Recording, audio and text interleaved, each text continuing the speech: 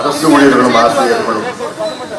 ஏன்னா கடந்த சட்டமன்ற தேர்தல் நேரத்துல வீடு வீடா போய் பிரச்சாரம் பண்ணாங்க. ஸ்டாலின் வந்த உடனே நமக்கு எல்லாம் கொடுத்துருவா இருப்பாங்க, நமக்கு எல்லாமே கிடைச்சிருப்பான். இப்படிதான் தெரு தெருவா வீடு வீடா போய் ஆசிரியர்களும் அரசு ஊழியர்களும் பிரச்சாரம் பண்ணி அவங்க குடும்பத்தை ஓட்டு எல்லாம் ஓட்டு போட்டு ஸ்டாலினை வர வச்சாங்க. இன்னைக்கு போட்டாரு பாரு ஒரு நாமம், பெரிய நாமம், கோவிந்தா கோவிந்தா. அரசு ஊழியர்களையும் ஆசிரியர்களும் தெருவில் நிக்க வச்சுட்டாரு ஸ்டாலின். ஏன் அவங்க கேட்டது என்ன கேட்டாங்க? எங்களை பழைய ஓய்வூதியத்தை கொடுங்கயா, 2003 முன்பு நடந்த ஓய்வூதியத்தை தயவு செஞ்சு அதுதான் கேட்டாங்கய்யா. நியாயமான கோரிக்கையா அது?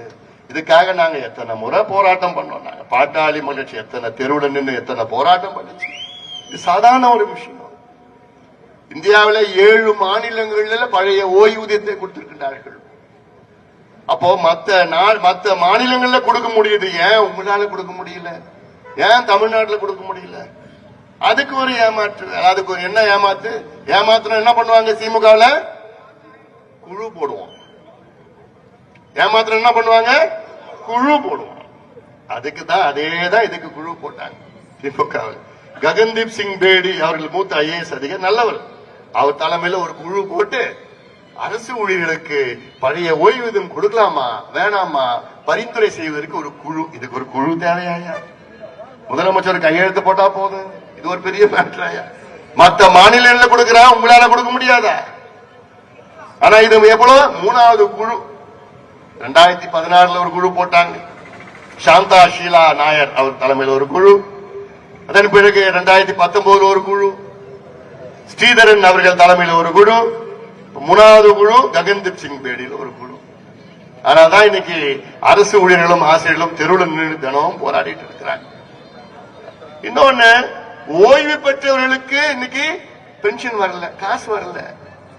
அவங்க எல்லோ கனவுல 40 வருஷம் வேலை செஞ்சு 30 வருஷம் வேலை செஞ்சு இன்னைக்கு ஓய்வு பெற்று பார்த்தா என் பொண்ணுக்கு கல்யாணம் பண்ணும், ஏதோ ஒரு வீடு கட்டணும், ரிட்டையர் ஆயிட்டோம் வீடு கட்டணும்னு அந்த எண்ணெல்லாம் இன்னைக்கு காற்றோட போச்சு. ஏன்னா அந்த காசு இல்ல.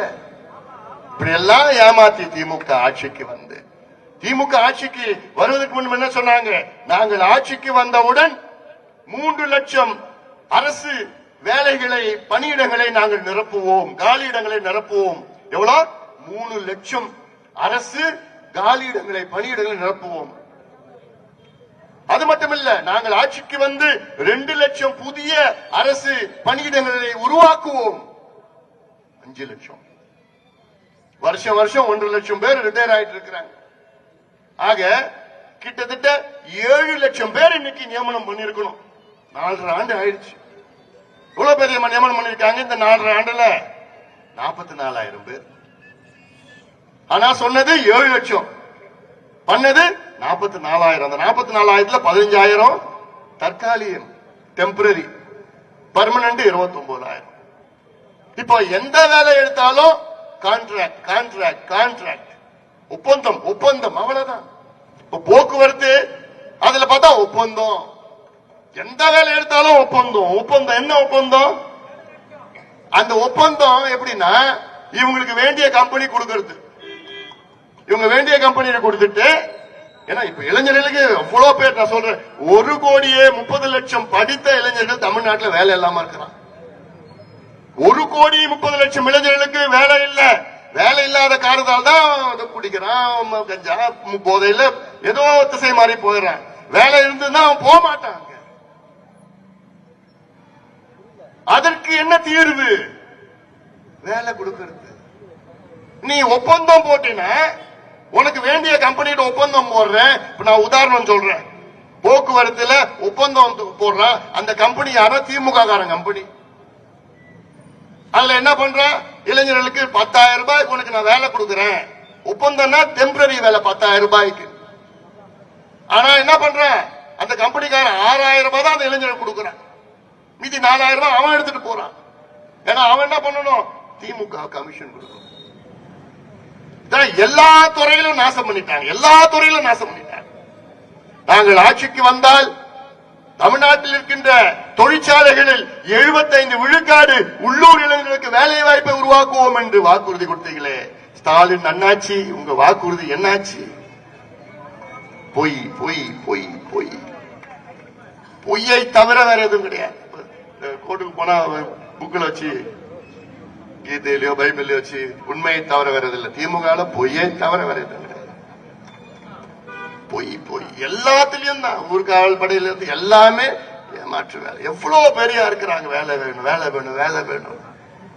எங்க கிட்ட ஒரு 6 மாசம் கொடுத்து பாருங்க. 6 மாசம் கொடுத்து பாருங்க. தமிழ்நாட்டை சுத்தப்படுத்துவோம். நான் தான் சொன்னேன், இன்னைக்கு காவல்துறை தெரியாம யாராவது கஞ்சா வைக்க முடியுமா? ஒரு பொட்டலம், ஒரு மாத்திரை வைக்க முடியுமா? ஒரு ஊசி வைக்க முடியுமா? நான் ஆட்சியில இருந்தேன்னா ஆட்சி பொறுப்பேற்று அடுத்த நாள் எல்லா எஸ்பியும் நான் கூப்பிடுவேன். தமிழ்நாட்டில் 38 மாவட்டம் இருக்கு. அந்த 38 மாவட்டத்தில் 37 சென்னையில 38வது வச்சுக்க. சென்னையில பாத்தீங்கன்னா கமிஷனர், மீதி இருக்கிற இடத்துல சில இடத்துல மதுரையில கமிஷனர், எல்லாம் கமிஷனரும் எஸ்பியும் வர வச்சுக்கிட்டு நான் சொல்லுவேன், நாளைக்கு ஒரு நாள் தான் உங்களுக்கு டைம். நாளை மறுநாள் உங்க எல்லையில யாராவது கஞ்சா வித்தானா உங்களை நான் சஸ்பெண்ட் பண்ணிடுவேன். எஸ்பி என்ன பண்ணுவாரு, அன்னைக்கு சாயங்காலம் வீட்டுக்கு போயிட்டு ஊருக்கு போயிட்டு எஸ்பி டிஎஸ்பி எல்லாரையும் கூப்பிட்டு வச்சு, என் வேலையை போயிடுயா, யாராவது கஞ்சா வித்தீங்கன்னா உன்ன நான் சஸ்பெண்ட் பண்ணிடுவேன்னு சொல்லுவார். டிஎஸ்பி என்ன பண்ணுவாரு, மீட்டிங் போட்டு இன்ஸ்பெக்டர் வச்சுக்கிட்டு, என் வேலை போயிடும், எங்கேயாவது உன் எல்லையில வித்தானா ஒன்னு நான் உடனே சஸ்பெண்ட் பண்ணிடுவேன். இப்படி எல்லாம் போய் இன்ஸ்பெக்டர் கீழே சப் இன்ஸ்பெக்டர் ஏட்டு கான்ஸ்டபிள் எல்லாம் கூட்டு வச்சு பண்ணாங்கன்னா 2 நாள்ல சுத்தப்படுத்திடலாம் தமிழ்நாடு. இதெல்லாம் தைரியம் வேணுயா, தில்லு வேணுயா, தைரியம் வேணும். தைரியமா செய்யணும். என்னால செய்ய முடியும். திமுக ஏன் செய்ய மாட்டாங்கன்னா விற்கிறதே அவங்க தான், குடிச்சாங்கன்னா அவங்க தான் மாட்டுவாங்க. எவ்வளவு உதாரணம் இருக்குது. அதனாலதான் சொல்றேன், ஆட்சி மாற்றம் வேணும். தைரியமான ஒரு ஆட்சியை கொடுங்க. என்கிட்ட கொஞ்ச நாள் ஒப்படைச்சு பாருங்களேன். என்னன்னா 1 வருஷம் வேணாம், 6 மாசம் போதும். 6 மாசம் போதும். ஏன்னா ஏன் தமிழ்நாட்டில் சாதிவாரி கணக்கெடுப்பு நடத்த வேண்டும்? இது சாதிவாரி கணக்கெடுப்பு என்பது ஏதோ ஒரு சாதி பிரச்சனை கிடையாது, இது வன்னியர் பிரச்சனை கிடையாது. இது தமிழ்நாட்டினுடைய முன்னேற்ற சமூக நீதி பிரச்சனை. சமூக நீதி பிரச்சனை ஏன் நான் சொல்றேன்னா, தமிழ்நாட்டில் எவ்வளவு சமுதாயங்கள் இருக்கிறது. கிட்டத்தட்ட 350 சமுதாயங்கள் இருக்கு தமிழ்நாட்டில்.